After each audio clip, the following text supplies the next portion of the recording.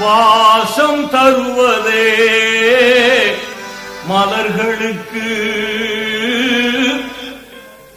வாழ்க்கையானது, தியாகம் செய்வதே கலைஞருக்கு வாழ்க்கையானது.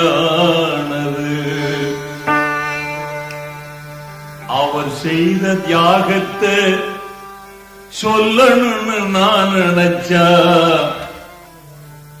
ஏட்டிலும் அடங்காது, பாட்டிலும் அடங்காது.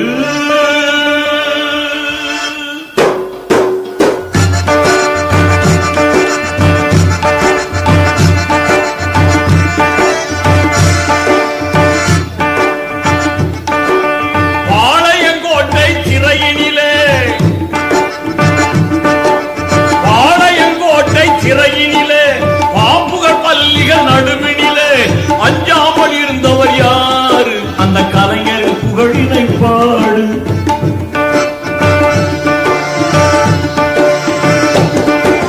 பாளையங்கோட்டை சிறையினிலே பாம்புகள் பல்லிகள் நடுவினிலே அஞ்சாமல் இருந்தவர் யாரு? அந்த கலைஞர் புகழினை பாடு, அந்த கலைஞர் புகழினை பாடு.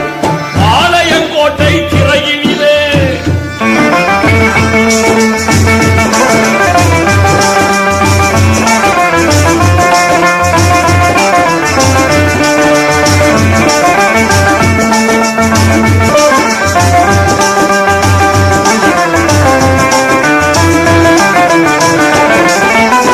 தந்தை ஒரு நாள் கவலைக்கிடமாக கலைஞர் டாக்டரை தேடினார்.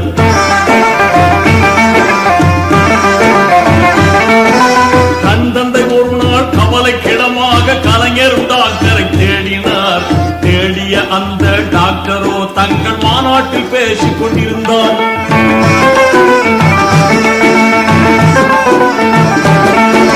அங்கு வந்த கலைஞரை கண்டுகொண்ட டாக்டர் மேடையேறி பேசிட அழைத்தார்.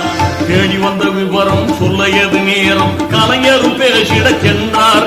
தன் நிலையினை வழியினில் மறைத்தார். தன் நிலையினை வழியினில் மறைத்தார். தன் நிலையினை வழியினில் மறைத்தார். பேச்சு கலையினை மேடையில் பொழிந்தார்.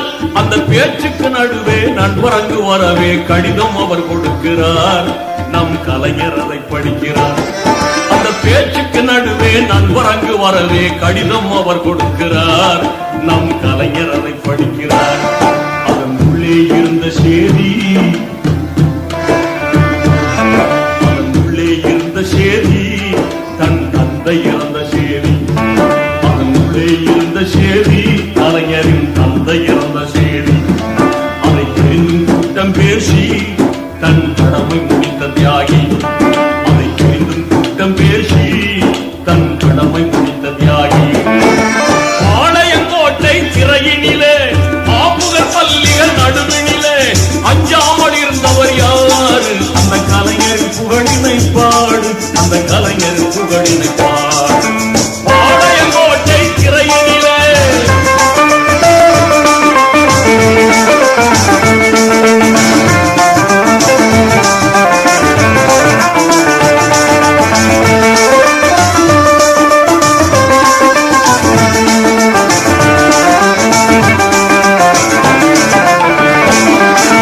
கலைஞரின் மனைவி பத்மாவும் நோயால் மரணத்தின் படுக்கையில் கிடந்தார்.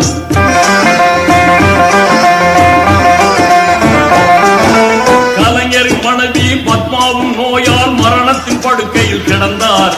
அந்த நிலையினை அறியா கழகத்தின் அன்பர் புதுக்கோட்டை கூட்டத்திற்கு அழைத்தார்.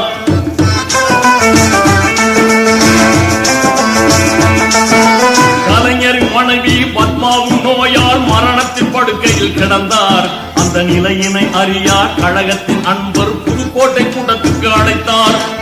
ஒரு புறம் பாசம் மனைவியின் நேசம் உள்மனதில் வாட்டிய போதும் தன் வீட்டை மறந்தார். புதுக்கோட்டை பறந்தார். அதுதான கலைஞரின் தியாகம். நம் குடும்பத்தை நினைத்திட மறந்தார். நம் கழகத்தை வளர்த்திட முனைந்தார். நம் குடும்பத்தை நினைத்திட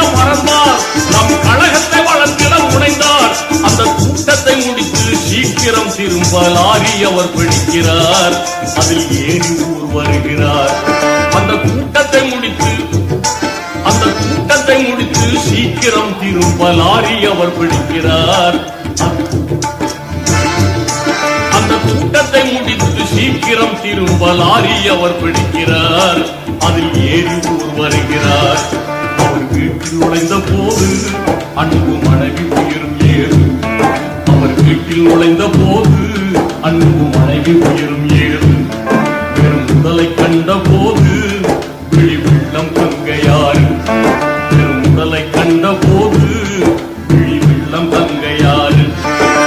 பாளையங்கோட்டை திரையினிலே பாம்புகள் பல்லிகள் நடுவினிலே அஞ்சாமல் இருந்தவர் யாரு? அந்த கலைஞரின் புகழினை பாடு. அஞ்சாமல் இருந்தவர் யாரு? அந்த கலைஞரின் புகழினை பாடு.